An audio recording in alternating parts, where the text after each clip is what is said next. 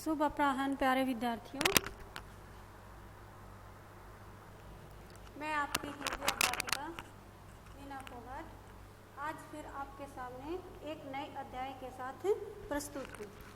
तो प्यारे बच्चों, इससे पहले हमने अपने अध्याय 5 में क्या किया था? हमने अपने अध्याय 5 में शब्द के बारे में जाना था कि भाई शब्द क्या होते हैं और काल किसे कहते हैं, काल के कितने भेद होते हैं, ये सब हमने जाना था।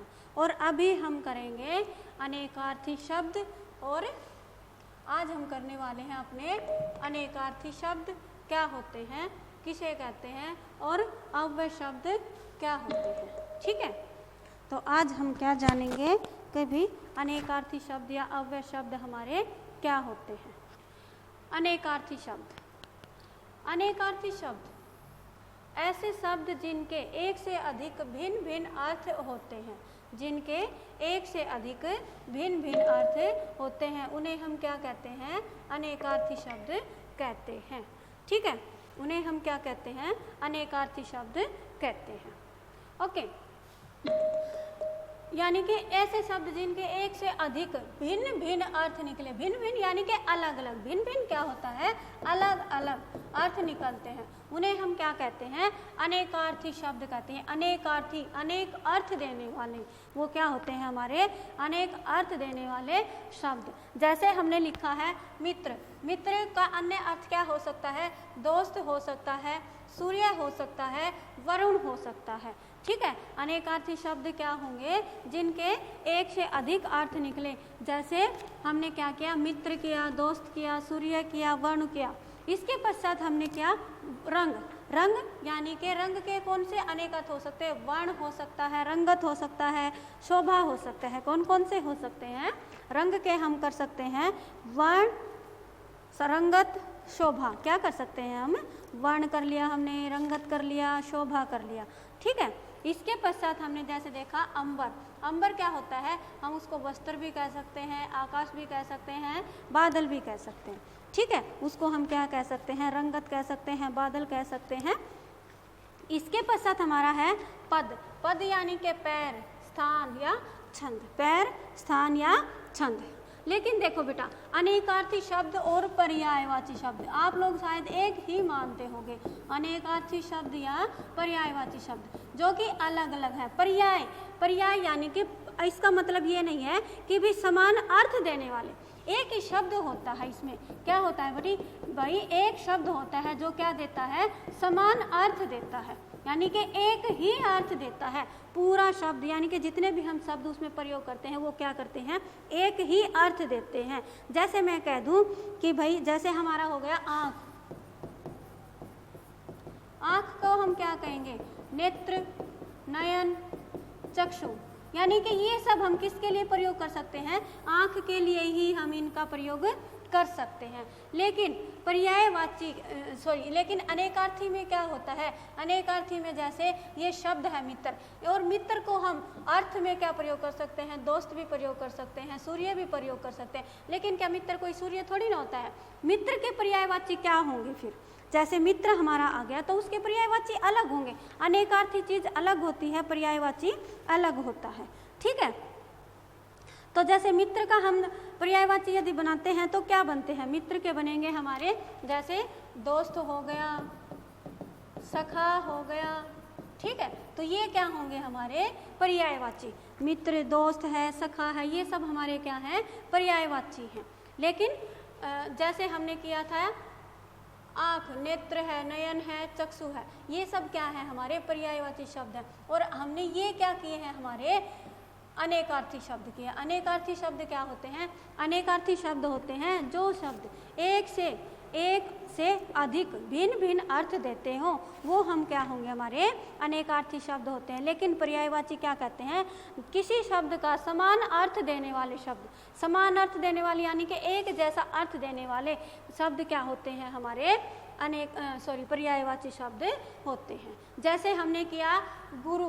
गुरु को हम क्या कर सकते हैं? अनेकार्थी में बड़ा, भारी, अध्यापक। ठीक है, गुरु का क्या अर्थ होगा? बड़ा हो गया, भारी हो गया, अध्यापक हो गया। जैसे कनक, कनक यानी कि सोना हो गया, धतूरा हो गया और गेहूं हो गया, ये सब क्या है हमारे अनेकार्थी हैं।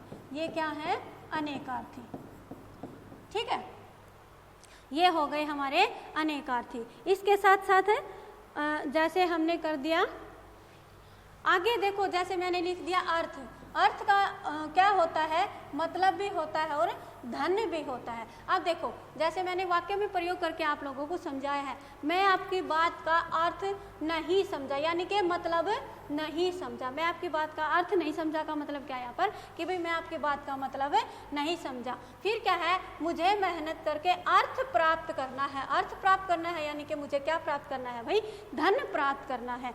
क्या प्राप्त करना है, मुझे धन प्राप्त करना है, ठीक है। इसी प्रकार आगे जैसे मैंने गुरु का देखो, गुरु के ये लिखे हैं बड़ा है, भारी है, अध्यापक है।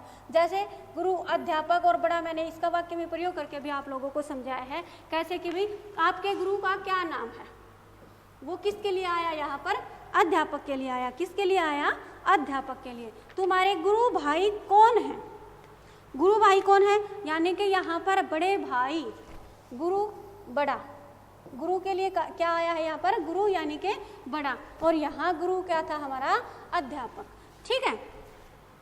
तो हमने देखा कि भी अनेकार्थी शब्द क्या होते हैं, अनेकार्थी शब्द वो होते हैं जिनके एक से अधिक अर्थ लिए जाते हैं, यानी कि एक ही शब्द होता है लेकिन उसके अर्थ क्या होते हैं, अलग अलग होते हैं। जैसे जब से वह जैसे ये कर दें हमें कि भी बच्चों को पतंग के लड़ते हुए पेच देखना पसंद होता है, ये आपके पाठ में ही दिया गया है। जैसे हम ये वाक्य ले लेते हैं, 15 अगस्त के दिन हमारे देश में अंग्रेजों का राज्य शेष हो गया था। शेष, शेष का अर्थ क्या होता है, खत्म। क्या होता है, एक तो खत्म, एक बचा हुआ, एक क्या हो गया हमारा बचा हुआ। तो क्या कह दें हम, जैसे कि भाई 15 अगस्त 1947 को के दिन हमारे देश में अंग्रेजों का राज्य, देश में अंग्रेजों का राज्य शेष हो गया था, शेष हो गया था, यानी कि शेष हो गया था मतलब यहाँ पे क्या है, खत्म हो गया था, ठीक है। कल रात के समारोह में बहुत सा खाना शेष रह गया था, कल रात के समारोह में खाना शेष रह गया था।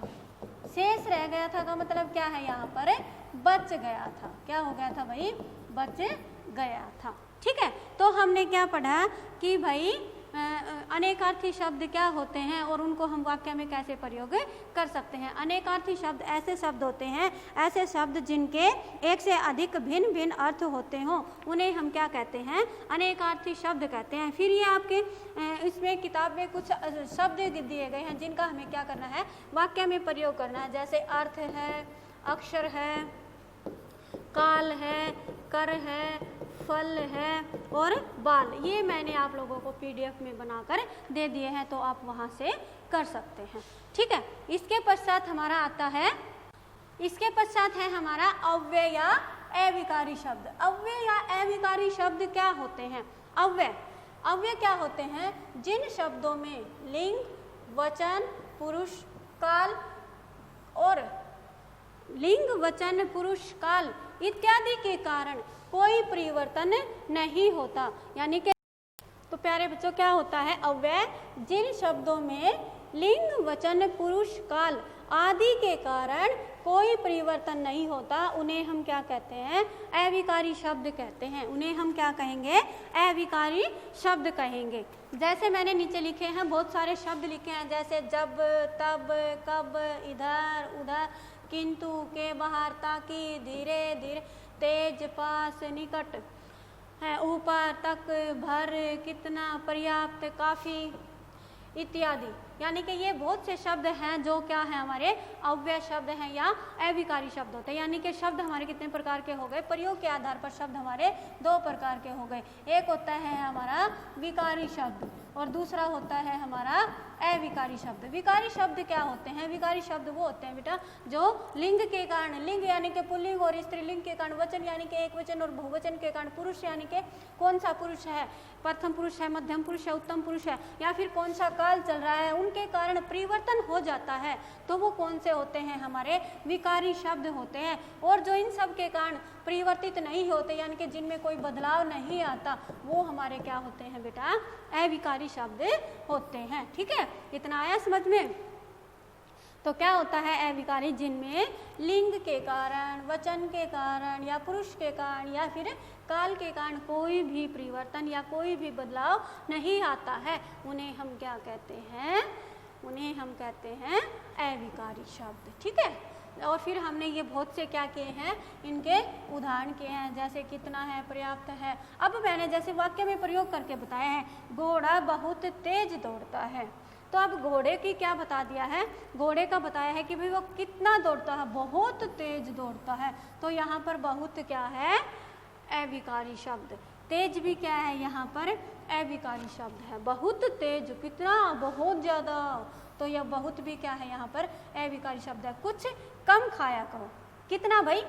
कम। कितना खाया करो भाई? कम खाया करो, ज़्यादा मत खाना। क्यों?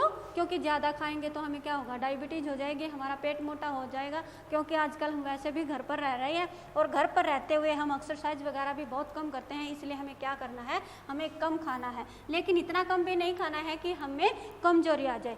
इसलिए हमें क्या करना है? खाना है, लेकिन जितना हम पचा सके उतना हमें खाना है।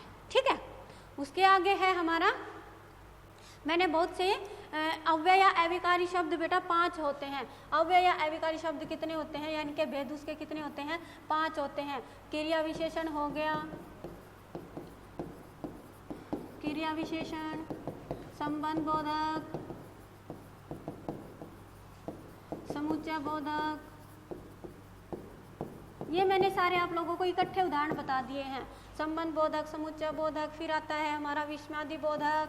ठीक है, ये सब आपको डिटेल से अगली क्लास में पढ़ाया जाएगा, क्योंकि अभी आपके लिए सिर्फ इतना ही जानना सही है कि भी अविकारी शब्द क्या होते हैं। उसके भेदों के बारे में हम अपनी अगली क्लास में पढ़ेंगे। विस्मयादि बोधक के बाद क्या आता है? निपात। ठीक है, तो ये हमारे क्या होते हैं? क्रिया विशेषण। क्रिया विशेषण फिर 4 प्रकार के होते हैं, फिर संबंधवाचक आते हैं, फिर समुच्चय बोधक आता है, उसके बाद विस्मयादि बोधक आते हैं, और फिर क्या आता है? निपात। ये सब क्या है? हमारे अव्यय है, यानी कि ये अव्यय के भेद हैं। ठीक है, तो फिर हम अव्यय के सभी भेदों की थोड़ी थोड़ी सी जानकारी ले लेंगे, ऐसे ही हम वाक्य में प्रयोग करके। ठीक है, तो उसने मोहन को बहुत समझाया, किंतु वह नहीं माना। यानी कि उसने मोहन को बहुत समझाया था, परंतु वह नहीं माना। श्याम घर के बाहर, ये के बाहर क्या है हमारा? के बाहर अव्यय है हमारा। ठीक है, पूजा मोहन के साथ, किसके साथ भाई? मोहन के साथ। कहाँ गई थी? मंदिर गई है, तो के साथ हो गया, के बाहर हो गया, किंतु हो गया। शायद कल वर्षा होगी। मैं घर जा रहा हूँ ताकि, यानी कि मैं जा रहा हूँ ताकि क्या कर सकूँ भाई? ताकि अपनी माँ को दवाई दे सकूँ। ठीक है, तो ये ताकि क्या हो गया यहाँ पर? अव्यय या अविकारी शब्द। यानी कि इसका हम कहीं भी प्रयोग करें, किसी भी वाक्य में प्रयोग करें, ताकि ही रहेगा, वो नहीं चेंज होगा। जैसे मेरा स्वास्थ्य ठीक नहीं है इसलिए मैं स्कूल नहीं आ पाऊंगा। ठीक है, मेरा स्वास्थ्य ठीक नहीं है इसलिए मैं क्या नहीं कर सकता भाई? मैं स्कूल नहीं आ पाऊंगा। वह मुझसे बात तक नहीं करता। क्या नहीं करता भैया? मुझसे बात तक नहीं करता, यानी कि मैं उससे बात करना चाह रहा हूँ लेकिन वह क्या कर रहा है कि वह मुझसे बात भी नहीं कर रहा है। ठीक है, तो ये सब क्या है? हमारे अव्यय है। जैसे मैंने बताया आपको, एक मैं वाक्य लिख रही हूँ, वह धीरे धीरे चलता है। क्या लिख दिया मैंने? वह धीरे धीरे चलता है। ये क्या है हमारा? धीरे धीरे। क्या है ये? धीरे धीरे चलता है। ये क्या है हमारा? क्रिया विशेषण अव्यय है, अविकारी शब्द है, धीरे धीरे। सीता धीरे धीरे खाना खाती है। सीता धीरे धीरे खाना खाती है। यानी कि मैं अब आपको ये बता रही हूँ कि भाई अव्यय या अविकारी शब्द क्या बताया था हमने, जो लिंग वचन कारक काल के कारण परिवर्तन नहीं होते, परिवर्तित नहीं होते, यानी कि जिनके अंदर बदलाव नहीं आता, उसके बारे में अब आपको बता रही हूँ। वे सब धीरे धीरे बोल रहे हैं। अब देखो हमने 3 वाक्य लिखे हैं, वे शब्द धीरे धीरे बोल रहे हैं। हमने कितने वाक्य लिखे, 3 वाक्य लिखे, और तीनों वाक्य क्या है भाई हमारे अलग अलग है। वह यानी कि सर्वनाम है, एक वचन है, धीरे धीरे चलता है, यानी कि क्रिया भी क्या है, एक वचन में आएगी, क्योंकि यदि हमारा कर्ता एक वचन में है तो क्रिया भी क्या होगी, एक वचन में होगी। जैसे यहाँ पर मैंने लिख दिया सीता, सीता क्या है, सीता संज्ञा है। देखो हमने यहाँ किया था सर्वनाम, यहाँ हमने की संज्ञा, तो संज्ञा के कारण भी कोई परिवर्तन नहीं आया, यानी कि लिंग के कारण भी कोई परिवर्तन नहीं आया, सर्वनाम के कारण भी कोई परिवर्तन नहीं आया। कैसे चल रहा है भाई, धीरे धीरे। क्या करिए भाई, खाना खाती है, अब हम खाता है कर देंगे तो क्या होगा, गलत हो जाए, क्योंकि ये हमारा क्या है, स्त्रीलिंग है, और स्त्रीलिंग के साथ क्रिया कौन सी आएगी, खाती है। वे सब यानी कि बहुवचन में है, धीरे धीरे बोल रहे हैं, तो क्रिया भी कैसे आएगी, बहुवचन में आएगी। लेकिन फिर भी देखो धीरे धीरे हमने तीनों में किया है, तीनों में धीरे धीरे क्या हो रहा है, कुछ भी बदलाव उसके अंदर नहीं आया है। जैसे मैं लिख दूं, पहले काम तो करो, पहले काम तो करो। एक वाक्य मैंने लिख दिया, पहले तोलो फिर बोलो। कहते हैं ना, वैसे ही हमें नहीं बोलना चाहिए, पहले तोलो फिर बोलो। ठीक है, पहले हमें क्या करना है भाई, तोलना है। तोलने का मतलब ये नहीं कि हम तराजू लेकर तोले, मतलब सोच समझ कर बोलना चाहिए हमें। तुमसे पहले घर में जाऊंगी, आज भाई मैं तुमसे पहले घर जाऊंगी, ठीक है ना, तुमसे पहले मैं घर जाऊंगी, ठीक है। तो देखो मैंने यहाँ पर भी पहले यूज किया है, यहाँ पर भी पहले किया, और यहाँ पर भी मैंने पहले प्रयोग किया कि पहले काम तो करो, यानी कि मैंने वाक्य बना दिया, पहले भी काम तो कर, पहले तोलो और फिर बोलो, ये भी हमने अलग वाक्य बना दिया। लेकिन देखो पहले नहीं बदला। इसी तरह तुमसे पहले मैं घर जाऊंगी, यानी कि तुमसे पहले क्या करूंगी, मैं घर जाऊंगी, ठीक है। तो पहले शब्द भी यहाँ पर नहीं बदला, इसका मतलब क्या है, ये सब अविकारी शब्द हैं।